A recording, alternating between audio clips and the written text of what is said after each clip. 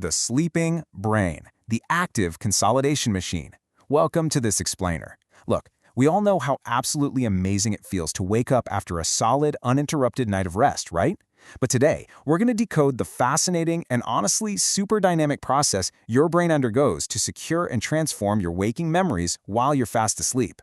So let's dive right into this core mystery. What actually happens to your memories the exact moment you close your eyes? When you're lying there in the dark, drifting off, it kind of feels like you're just powering down, like a laptop going into sleep mode. But do your memories really just sit there quietly in the dark waiting for morning? Or is something much more active, deliberate, and frankly, completely astonishing happening inside your head while you're totally unconscious? Every single night, we traverse this remarkably complex landscape. Instead of just a flat line of simple unconsciousness, our brains are actually moving through these highly structured 90 to 120-minute cycles. In each one, we descend through the lighter stages of non-REM sleep, dip all the way down into deep, highly restorative, slow-wave sleep, and then finally surface back up into that dream-heavy REM sleep before doing the whole thing all over again. To understand how our daily memories actually fit into this intricate cycle, we have to look back at how sleep science evolved. For centuries, people recognized a link between sleep and memory, even if they couldn't exactly prove how it worked mechanically. All the way back in the 1st century, the Roman rhetorician Quintilian noted that a single night's sleep inexplicably strengthened a person's memory for speeches. Then, fast forward to 1885, Hermann Ebbinghaus discovered the forgetting curve, basically mapping out how fast we lose new info. But a real game-changer hit in 1924 with Jenkins and Dallenbach. They ran this famous test having people memorize nonsense syllables. Half the group stayed awake during the day, the other half went to sleep at night. And guess what? The sleepers retained way more information. But the exact mechanics? Those stayed a total mystery right up until the 1990s, when modern scientists finally observed actual memory replay happening in the brains of sleeping animals. For decades before those modern discoveries, science mostly leaned on what we call the sheltering hypothesis. Basically, the idea that sleep just acts as a biological shield, a passive break that protects your fragile new memories from the chaos of processing daily waking information. But then came this massive paradigm shift pointing definitively to the active systems consolidation hypothesis. Turns out, the sleeping brain isn't just passively sheltering your memories in some dark parking garage.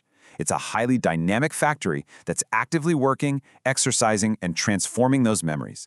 The absolute crucial point of this active systems theory is that your brain is essentially acting like a biological file transfer machine.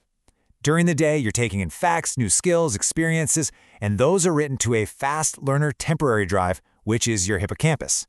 But that hippocampus has limited space, so at night, your brain physically moves this new information from that temporary drive over into a slow learner permanent hard drive, your neocortex. And the absolute prime time for this massive data dump? It happens predominantly during deep slow-wave sleep. Now, to actually move these memories across your neural networks, the brain coordinates this incredibly specific set of electrical signatures. We're talking about massive, deep-rolling slow waves, quick little bursts of electrical activity called thalamocortical sleep spindles, and high-frequency hippocampal sharp-wave ripple complexes. And these aren't just random electrical storms in your head. They are the exact mechanical gears the brain uses to lift a memory out of the hippocampus and embed it securely into the cortex. This whole process is called phase-amplitude coupling, and honestly, it is an incredibly precise neurological symphony. Here's how these 3 steps play out together. Step 1. The deep, slow waves provide the overarching rhythm, sweeping across the brain to create an active timing window in the cortex. Step 2.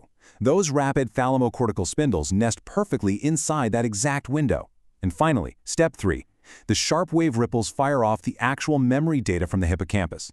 This timing has to be literally perfect. If the ripple fires even a millisecond too early or too late, the data totally misses the spindle, and the memory just gets lost in the noise. It is an absolute masterpiece of biological engineering. And this active mechanical processing, it completely shatters that old myth of passive sleep.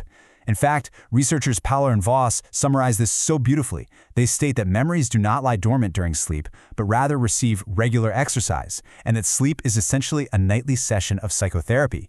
I mean, wow, what an incredible way to think about it, right? As these waves move your memories, they're actively filtering out the raw, visceral emotion of your daily experiences, strengthening the important lessons, and integrating what you've learned into the core of who you are, basically leaving you emotionally regulated and ready for the next day.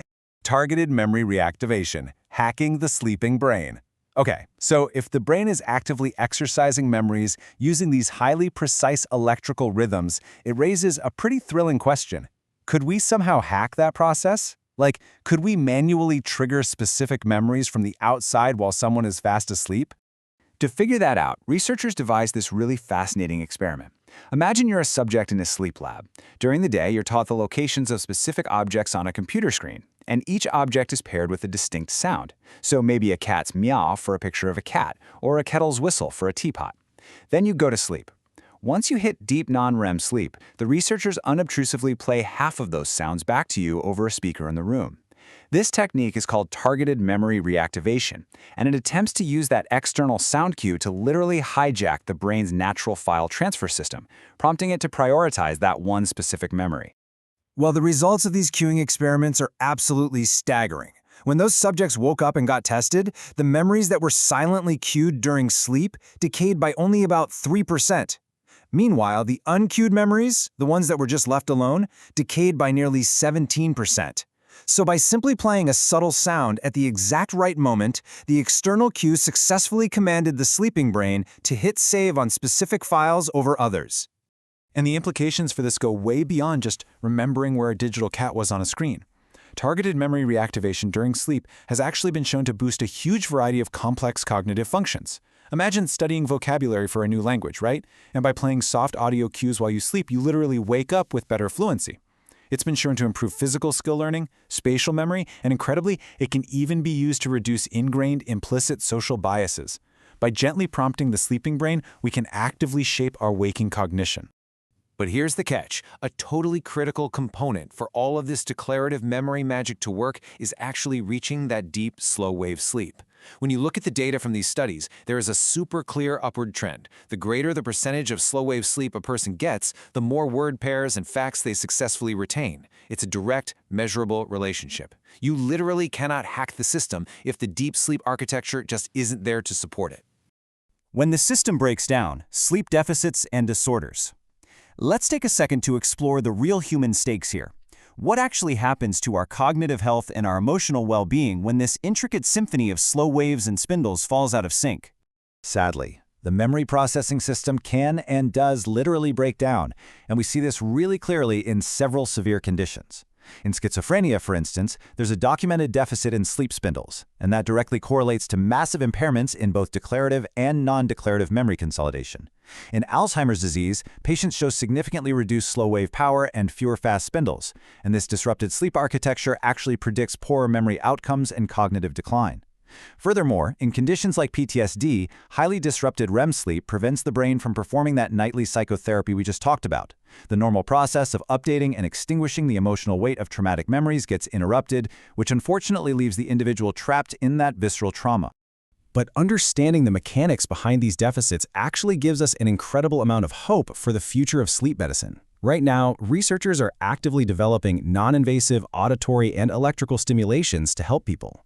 Instead of just treating waking symptoms with heavy medications, imagine a patient wearing a comfortable, high-tech headband that detects their brainwaves in real time. It could play gentle bursts of pink noise or deliver really mild electrical pulses at the exact, precise millisecond needed to artificially boost their slow waves. Science is literally looking at ways to heal the brain while it sleeps just by amplifying its natural restorative powers.